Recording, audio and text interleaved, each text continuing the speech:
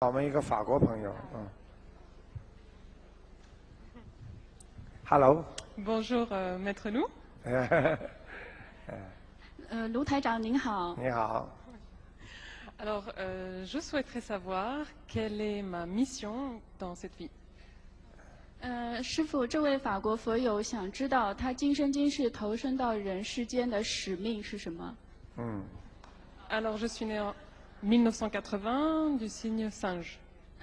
他是1980年出生，属猴的。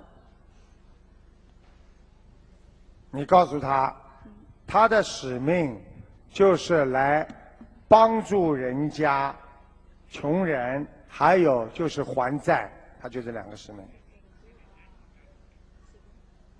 OK, merci. 他自己很清楚，他会经常帮助别人，但是人家他帮助完别人，人家不理他了。哎，你翻译啊，小姑娘。你跟他讲呀，你对，师傅，因为这个他带的那个翻译器，他知道。对哦他肯定，他说对的，谢谢台长。哎，怎么会不对啊？鼓掌呀！外国人、中国人一样看，不管什么人是一样看。Et une dernière question par rapport à la santé, la mienne.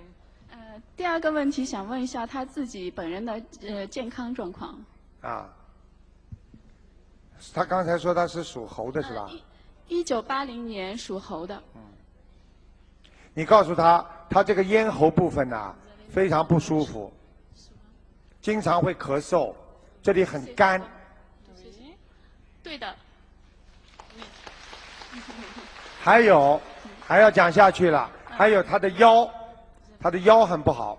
大爷。对的。谢谢。还有。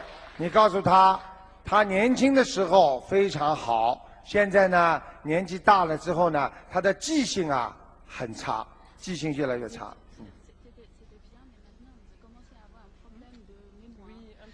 是的，有一点开始了。而且你告诉他，他还有一个问题，他的肠胃和小腹部非常不好，肠胃经常不舒服。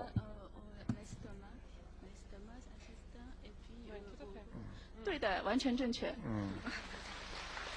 还有，现在在他的心里边有一个事情让他终身会遗憾，就是会让他很难过的，是什么事情呢？就是他曾经有一个非常好的一个朋友，一个男友，也不知道是一个朋友，就说后来跟他分开了，他一直怀念着他，忘不了他，他使他心里非常难过。台长看得出来的。